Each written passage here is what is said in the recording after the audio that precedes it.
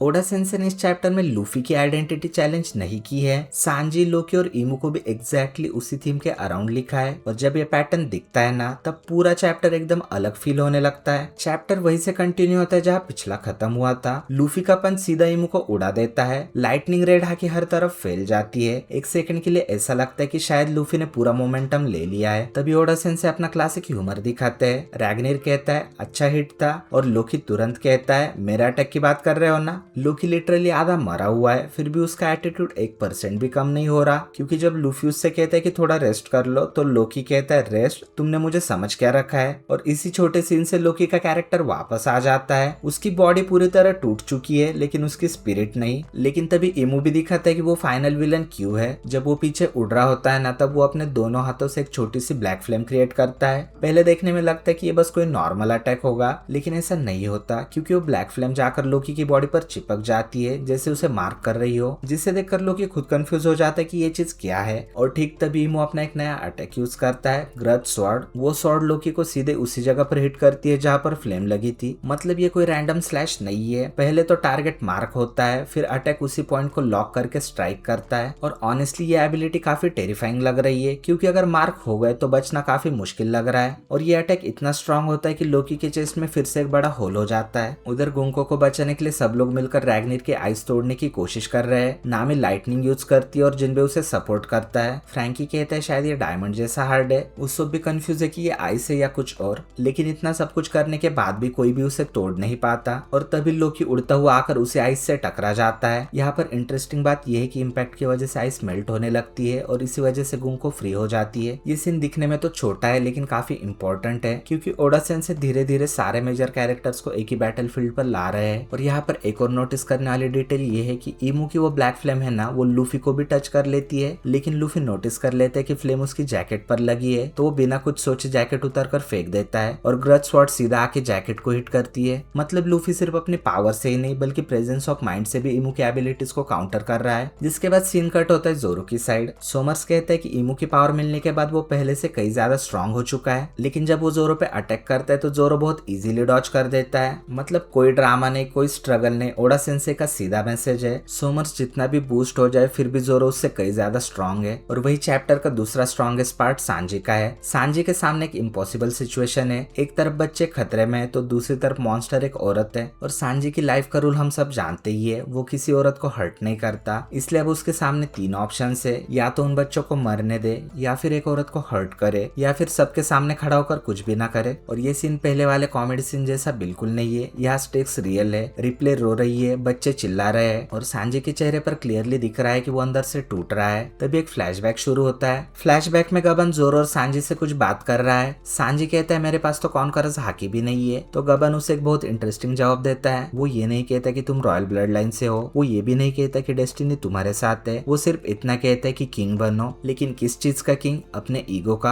अपनी वीकनेस का, अपने डिसीजंस का। अगर तुम सच में लूफी को पायरेट किंग बनते देखना चाहते हो तो अपना प्राइड छोड़ दो। अब मुझे लगता है कि ये सिर्फ कॉन्करस हाकी की हिंट नहीं है, ये सांजी के कैरेक्टर डेवलपमेंट का नेक्स्ट स्टेप है। हो सकता है उसे अपनी लाइफ का सबसे मुश्किल डिसीजन इसी आर्क में लेना पड़े। और फिर फाइनली गियर 5 लूफी इमू के सामने आ जाता है। ये वही मोमेंट है जिसके लिए पूरा चैप्टर बिल्ड किया गया है। इमू लूफी को देखते ही कहता है तो आखिरकार तुम आ ही गए जॉय बॉय। अब गाइस यहाँ पर एक चीज नोटिस करना, वो लूफी नहीं कहता, क्योंकि उसके लिए सामने खड़ा इंसान एग्जिस्ट ही नहीं करता। उसे सिर्फ 800 साल पुराना अपना दुश्मन या दोस्त दिख रहा है। लेकिन लूफी का जवाब भी तगड़ा होता है, क्योंकि वही इस चैप्टर का असली क्लाइमैक्स है। लूफी कहता है मुझे किसी और नाम से मत बुलाओ, मेरा नाम लूफी है और मैं पायरेट किंग बनने वाला हूँ। ये लाइन सिर्फ इमू को जवाब नहीं है, ये सालों पुराने फैन डिबेट को भी जवाब है। लूफी जॉय बॉय की विल को कैरी कर सकता है, उसकी पावर्स निका से जुड़ी हो सकती है, हिस्ट्री उसे जॉय बॉय से कंपेयर कर सकती है, लेकिन लूफी किसी की कॉपी नहीं है। वन पीस में इनहेरिटेड विल का मतलब कभी भी किसी की कॉपी करना नहीं था। रॉजर जॉय बॉय नहीं बना, एस रॉजर नहीं बना, साबो एस नहीं बना और लूफी भी जॉय बॉय नहीं बनेगा, वो सिर्फ लूफी रहेगा। और शायद इसी वजह से वो पायरेट किंग बनने लायक है। इसी एक कन्वर्सेशन से फाइनल सागा का कॉन्फ्लिक्ट डिफाइन हो जाता है। एक तरफ इमू है जो मानता है हिस्ट्री रिपीट होती है और लोग कभी भी अपनी पहचान से बाहर नहीं निकल सकते। जैसे वो मानते हैं कि 800 साल पहले जायंट्स जैसे थे आज भी वैसे ही रहेंगे और वही गलतियां करेंगे। वही दूसरी तरफ लूफी है जो कह रहा है कि मैं अपनी पहचान खुद डिसाइड करूंगा, वो हिस्ट्री को रिपीट नहीं करेगा, वो खुद एक हिस्ट्री क्रिएट करेगा। इसलिए मुझे लगता है चैप्टर 1187 का बिगेस्ट मोमेंट ना इमू का अटैक था, ना ही गियर 5 की एंट्री। सबसे बड़ा मोमेंट था लूफी का सिर्फ 4 शब्दों में अपनी पूरी आइडेंटिटी डिफाइन करना, मेरा नाम लूफी है। तो गाइज अगर आपको वीडियो अच्छा लगा होना तो प्लीज वीडियो को लाइक और हाइप कर देना, और अगर आप चैनल पर नए होना तो प्लीज चैनल को सब्सक्राइब करके बेल आइकन दबा देना। और हाँ, नेक्स्ट वीक कोई ब्रेक नहीं है।